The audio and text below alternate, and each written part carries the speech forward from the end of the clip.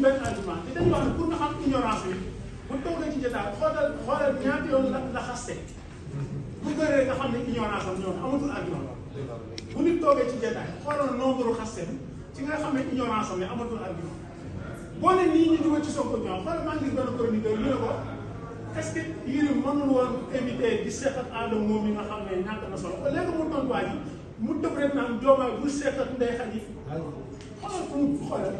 Diomaye bi nga xam ne Ndeye Khady dafa dugal ci poosam buy seq ak moom lu tax Yérim du seq ak Adama ngir ñàkk argument fan la Ndeye Khady seq ak Diomaye ak ay téléphone parce que Ndeye Khady génne na loolu toujours ñun ñi ñoo ko toj parce que waa APR ñoo dal ci kaw mu génne di justifié wu benn booy Pastef bi dal ci kaw fu naqar la ko mu génne ne leen Diomaye su ma ko woowee léegi dama koy jot te am bon am sax numéro Diomaye gis nga mu jaar ca tontuwul journaliste bi mu koy attaqué le Diomaye kon ñi amuñu argument diabolisation bi ñu tàmbali woon ca tàmbali ba moom la ñu andiwaat nee naa leen nañu bàyyi tur Sweet Beauté Sweet Beauté moo daaneel seen nguur dañ ko bàyyi moo tax parce que ñoo fi def sàpp du ñu tudd ko te moo daaneel seen nguur kon lu daaneel seen nguur da nga koy ragal a wax mais ñoom comme gis nañu ne moom rek lañ mën a taxalee Sonko lamb ni fi nekkoon dem kon ñu bàyyi ci xel kon su ko defee suñu tëj pour ñu bañ a monopoliser débat bi parce que am na ku ñuy joxe léegi ne war naa fekk si te ñu koy gërëm lool ci ñu mu passe ci projet bi mooy ñun ñu ngi fii ñu war a jël nag suñu matuwaay ci communication bi ñuy def war a xool toujours ban moment dañu war a communiquer parce que tey bataille d'opinion moom la pharaon bi dominé Moïse des années kenn du ko xeex bataille d'opinion man nga yor benn opinion bu bon yàlla bàyyi ko fu muy ren bu ñu kenn gëmloo ne bàyyi leen ak yàlla déedéet nit day nekk ci caaxaan yàlla di ko seetaan muy ren kon fa am force bu taxaw ci kanam mu ne ko doo ko si def. mu ngi dem dans deux sens globalement bu ñu doon wax comme les juristes le premier sens mooy war nañu redresser le pays le redressement nag c'est toutes ces questions là li ñuy wax ni nous avons trouvé un pays en ruine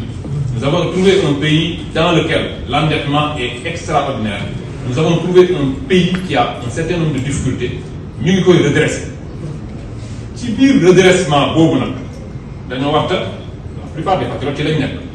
ñi ñu nommé ci lañ nekk on te nomme ministre on te nomme directeur général on te nomme loolu yëpp ci ngay nekk dans cet effort de redressement du pays ñëpp a ci nekk maintenant beneen fànn bi mooy non seulement il faut redresser le pays mais il faut aussi apporter de la justice sénégalais yi teguñu fi rek pour que ñu ni taux de chômage bi fii la tolloon nañ ko wàññi denrées de première nécessité wàññi nañ ko il y a une soif de justice qui est là te man loolu chaque fois fu ñu ma woo dama ciy insister il faut que ñu xam ni aussi sénégalais yi dañoo bëgg li nga xam ne moo leen dal entre 2021 et 2024 dañoo bëgg ñu faj ko faj bi mooy il faut apporter de la justice nit ki ni muy soxlaa di lekk noonu lay soxlaa de la justice ñun ñi ñëpp ci lañ bokk muy man di oustaz di keneen ak keneen man maa ngi jóge sama kër léegi nii j'étais en train de refaire une caméra de surveillance boo xam ne fa laa gisee woon ñu ñëwoon sama kër pour mettre des cocktails molotov dans ma maison à 1h du matin c'est pour vous dire que foofu la affaire yi àggoo te bañ may sànni cocktail molotov sama kër j'avais le bracelet électronique le lendemain j'ai demandé au juge d'instruction qui par ailleurs aujourd'hui a été nommé procureur du tribunal de Mbour on lui a fait une promotion bon c'est sa chance je ne l'aurais pas nommé moi mais dama ko demandé autorisation en son temps ne ko les gens sont venus chez moi sànni nañ cocktail molotov sama kër donc waa APR xam nañ sama kër da nga maa war a may puisque dañ ma fixé ci benn endroit dañ maa war a may ma déplacé wu dem feneen mu lànk bañ ko celui-là il voulait quoi bëggoon gars yi fekk ma fa c'est ce genre de choses là c'est-à-dire que cet impératif de justice man exemple laa ci rek ak keneen mais les Sénégalais ont besoin de cette justice là il faut qu'on leur rende justice te damay gis waa APR ils commencent déjà à prendre peur mais lii ce n'est que le début du commencement nous ne sommes que sur les questions financières mais li nga xam ne mooy la véritable justice ak seegul parce que am na ñoo xam ne ba léegi kenn déggu leen ñu tudd leen l'ancien ministre de l'Intérieur, le ministre de la Justice de l'époque, Ismaïla Madior Fall, on a parlé de lui uniquement pour de petites questions financières. Moi, c'est pas mon affaire. Moi, je ne l'aurais pas poursuivi sur ces questions-là. Aujourd'hui, quel doute le, mais ces gens-là avaient organisé un système de répression et de rafle des Sénégalais. Sénégalais, oui, filles len diable. Dans deux sens, globalement, comme les juristes. Le premier sens, moi, war nañu redresser le pays. Le redressement, c'est toutes ces questions-là. Nous avons trouvé un pays en ruine. Nous avons trouvé un pays dans lequel l'endettement est extraordinaire. Nous avons trouvé un pays qui a un certain nombre de difficultés. Nous devons redresser. Si le redressement, la plupart des patriotes qui l'ont on te nomme ministre, on te nomme directeur général, on te nomme. L'autre, dans cet effort de redressement du pays. Maintenant, non seulement il faut redresser le pays, mais il faut aussi apporter de la justice. Sénégalais, pour que nous, taux de chômage dans les premiers nécessaires, il y a une soif de justice qui est là. Demandons chaque fois, je insister. Il faut que nous ramenions aussi. Sénégalais, nous voulons li nga xam ne moo leen dal entre 2021 et 2024 dañoo bëgg ñu faj ko. Faj bi mooy il faut apporter de la justice. Nit ki ni muy soxlaa di lekk noonu lay soxlaa de la justice. ñun ñi ñëpp ci lañ bokk muy man di oustaz di keneen ak keneen man maa ngi jóge sama kër léegi nii j'étais en train de refaire une caméra de surveillance boo xam ne fa laa gisee woon ñu ñëwoon sama kër pour mettre des cocktails molotov dans ma maison à 1h du matin. C'est pour vous dire que faut la affaire y àggoon te bañ may sànni cocktail molotov sama kër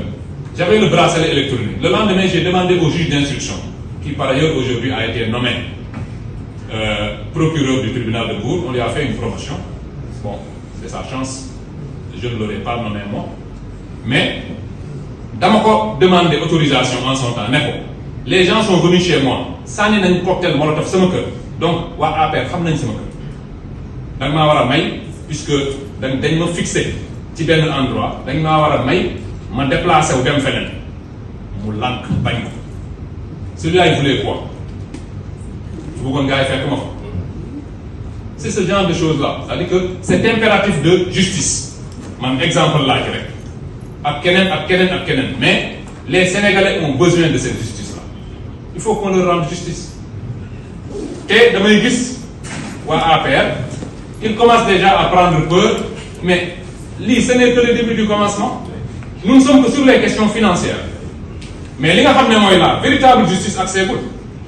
parce que am na ñoo xam ne ba léegi kenn déggu leen ñu tudd leen.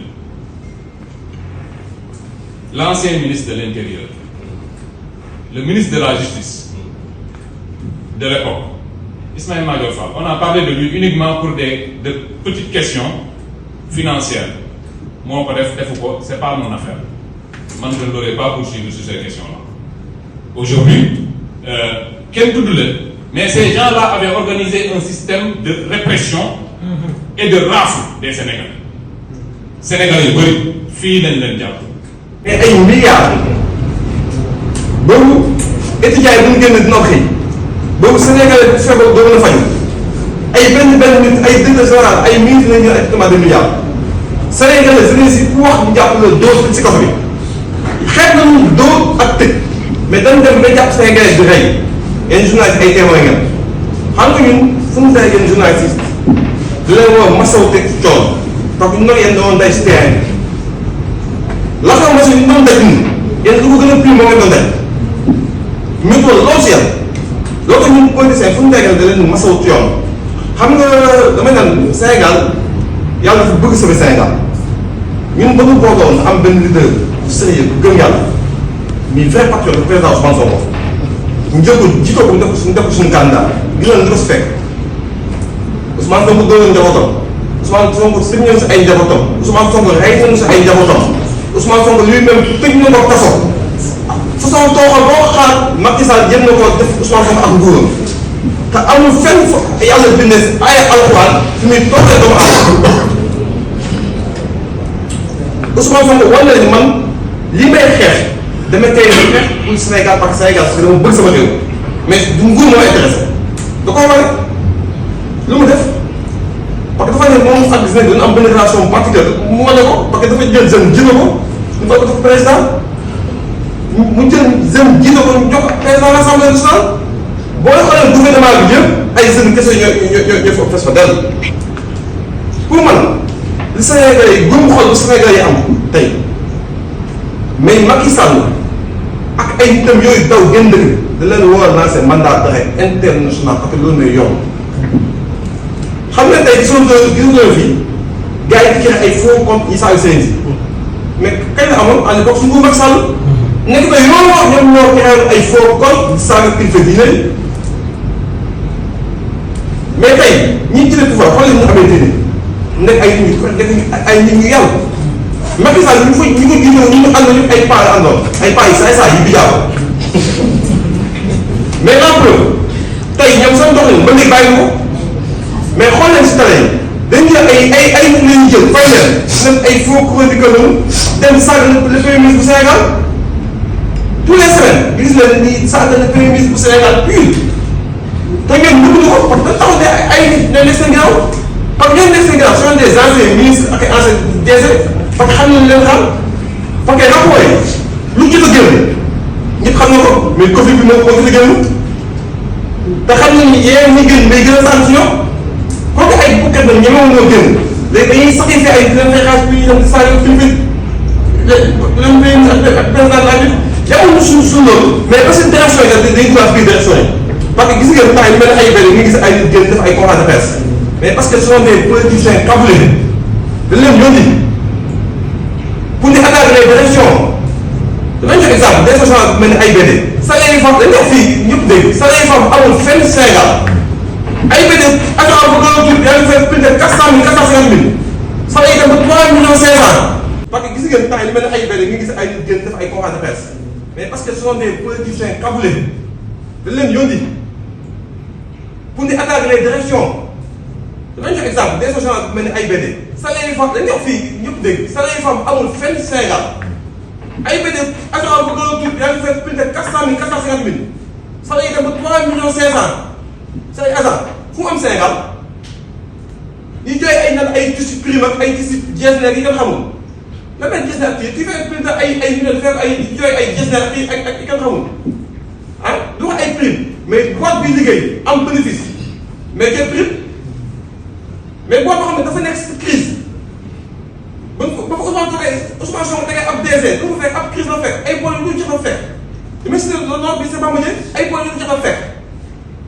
ay politiciens yi kabule di génn gauche droite di attaque mais attaque soxla monsieur Bamba Dieng bu ñu soxla Ousmane Sonko la ñu soxla lañ bëgg a yàqal ak parce que jumaa Diarra Faye nan ko wax na dee gis nga seen i njiit yooyu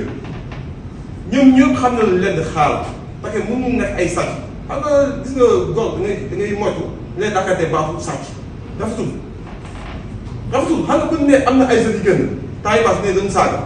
ay saaga yi yàgg sax yàgg sax parce que gis nga Macky Sall boobu yàgg na parce que seen xol moo am boobu leen métti lu ko daw si waxoon fee sa Maodo sa aéroport bi na ko Macky Sall dëgg nekk dugal nga fa am nakal tey Sénégalais yi bu loolu la nga téel dama ne parti bu mel ni APR mootu exister fii Sénégal mootu nekk c'est impossible mootu nekk gis nga la preuve à l'époque les gens de l'APR fu ab sagaw mise woo gën sax génn dafa ko nag ay centaines de millions créé ay shop lu ne ay njëriñ jaay xam nga xaalis bu Sénégal yi moom jàpp si ay Sénégal ay 2000 lan la génn leen ngeen tàcc ko mais politique boobu moo jeex Sénégal nga leen journaliste même di éviter les gens de l'APR ku leen di éviter posé leen question ne si ñuy milliards leen di ji fa góor loolu da leen ko ñaan mais ñu leen di sant di leen gërëm encore une fois yéen préfet da leen di masawu coono parce que fu mu tege da leen di masawu coono parce que yéen ñii la Macky Sall bi ko teg naka bu métti parce que da leen gazé ba sonn mais vous êtes des vrais patriotes ay nit ñi gëm seen bopp ngeen dégg ngeen jëf merci beaucoup